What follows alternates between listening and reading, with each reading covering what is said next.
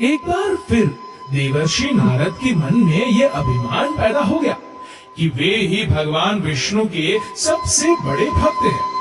वे सोचने लगे, मैं रात दिन भगवान विष्णु का गुणगान करता हूँ, फिर इस संसार में मुझसे बड़ा भक्त और कौन हो सकता है। किंतु पता नहीं श्री हरि मुझे ऐसा समझते हैं या नहीं। ये विचार कर नारद भगवान विष्णु के पास क्षीर सागर में पहुँचे और उन्हें प्रणाम किया। विष्णु जी बोले, आओ नारद, कहो कैसे आना हुआ। नारद बोले, भगवान मैं आपसे एक बात पूछने आया हूँ। भगवान विष्णु बोले, मैं तुम्हारे मन की बात जानता हूँ नारद, फिर भी तुम्हारे मुंह से सुनना चाहता हूँ। नारद ने कहा, हे देव, मैं जीवन भर आपका गुणगान करता रहा हूँ। पल पल हर क्षण मुझे बस आपका ही ध्यान रहता है। आप मुझे ये बताइए कि क्या मुझसे भी बड़ा आपका कोई अन्य भक्त है संसार में। भगवान विष्णु समझ तो पहले ही गए थे कि नारद को अपनी भक्ति पर अभिमान पैदा हो गया है, किंतु अपने मन की बात छुपाकर वे बोले, नारद, इस प्रश्न के लिए तो तुम्हें मेरे साथ मृत्यु लोक चलना पड़ेगा। नारद बोले, ठीक है भगवान, मैं मृत्यु लोक चलने के लिए तैयार हूँ। भगवान विष्णु नारद को लेकर मृत्यु लोक चल पड़े। धरती पर पहुंचकर दोनों ने किसान का भेष धारण किया और एक गांव के किनारे बनी एक झोपड़ी की ओर चल पड़े। विष्णु बोले, नारद, मेरा एक बहुत बड़ा भक्त यहाँ इस कुटिया में रहता है। आश्चर्य है, क्या मुझसे बढ़कर भी किसी की भक्ति हो सकती है। नारद के मुख से निकला, क्या वह भी मेरी तरह आपका ध्यान लगाए रहता है। आओ स्वयं ही जान लोगे। विष्णु ने कहा और उस कुटिया की ओर बढ़ गए। किसान उस समय कुटिया के बाहर अपनी गाय को बांध रहा था। उसके मुख से हरि हरि गोविंद का स्वर निकल रहा था। किसान भेषधारी विष्णु ने उसके निकट जाकर नारायण नारायण कहा तो किसान ने विनीत स्वर में पूछा, आप कहाँ से आए हैं भद्र, मेरे लिए कोई सेवा हो तो निसंकोच बताइए। किसान वेशधारी भगवान विष्णु ने कहा, हम नगर जा रहे हैं, पर अंधेरा घिरने लगा है। वन में जंगली पशुओं का डर है, इसलिए रात भर आश्रय चाहते हैं। किसान ने प्रसन्न भाव से कहा, मेरी कुटिया में आपका स्वागत है भद्र, और जो रखा सुखा घर में है आपके लिए हाजिर है। भगवान ने मुझे आप लोगों की सेवा करने का अवसर दिया है, बड़ी कृपा हुई उनकी। बाहर दालान में एक खटिया पर दोनों को बिठाकर किसान अंदर गया और अपनी पत्नी से कहा, देवी, दो अतिथि आए हैं। किसान की पत्नी उस समय अपने बच्चों को भोजन परोस रही थी। धीरे से आटे का बर्तन देखते हुए बोली, घर में इतना सा ही आटा है और ये बच्चे और भोजन मांग रहे।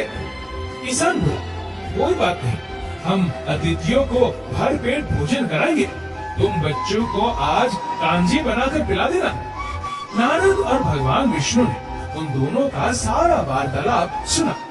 फिर भी परीक्षा के लिए भोजन की थाली पर बैठ गए। जब दोनों भर पेट भोजन कर चुके तो नारद सोचने लगे, ये सीधा सीधा गृहस्थ भगवान का सबसे बड़ा भक्त कैसे हो सकता है। उधर श्री हरि ने किसान से और भोजन लाने की फरमाइश कर दी। बोले, मेरा पेट अभी नहीं भरा, क्या और भोजन मिलेगा। किसान रसोई घर में गया और जाकर पत्नी से पूछा, कुछ और भोजन बचा है क्या। पत्नी बोली, बच्चों के लिए कांजी बनाई है, बस वही शेष है। विष्णु और नारद वह भी पी गए। किसान और उसके परिवार को भूखे ही सोना पड़ा।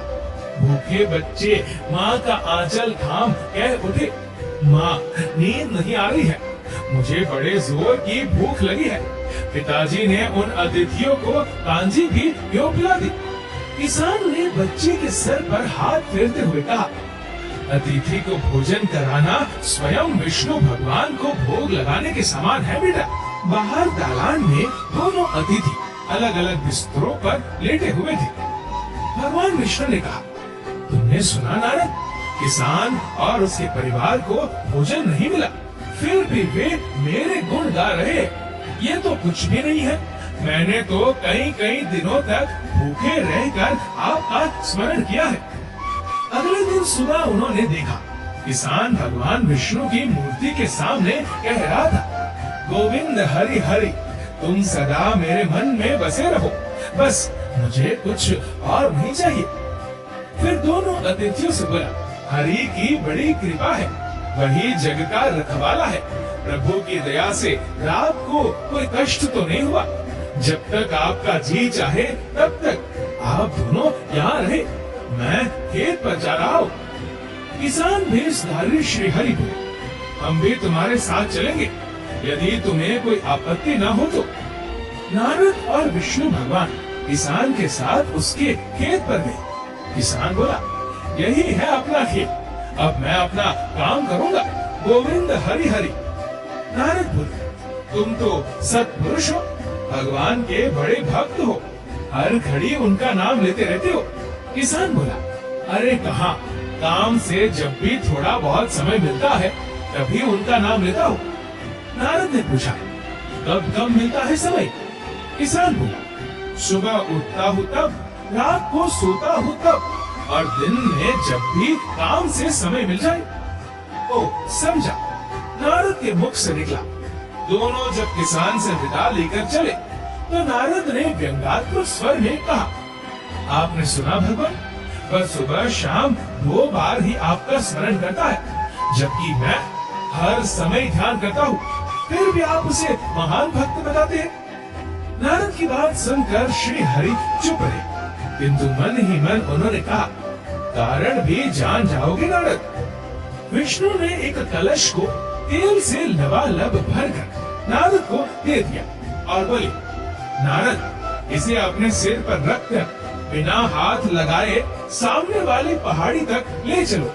ध्यान रहे, इस कलश में रखे तेल की एक बूंद भी जमीन पर गिरने न पाए।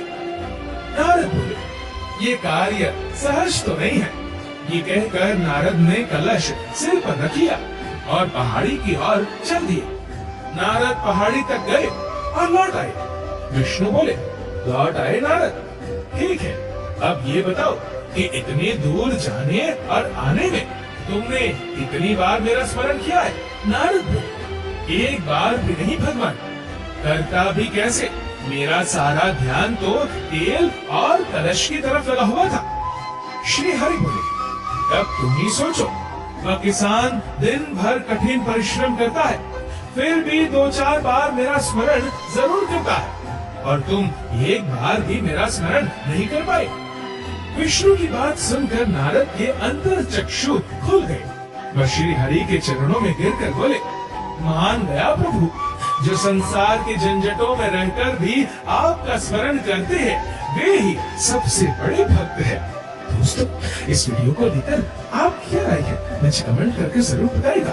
और अगर आपको वीडियो अच्छा लगा हो तो इस वीडियो को लाइक करेगा, शेयर करेगा ज्यादा से ज्यादा लोगों तक, और ऐसे ही और भी स्पिरिचुअल वीडियोस के लिए सब्सक्राइब करें हमारे यूट्यूब चैनल को और फेसबुक फॉलो करें हमारे पेज को।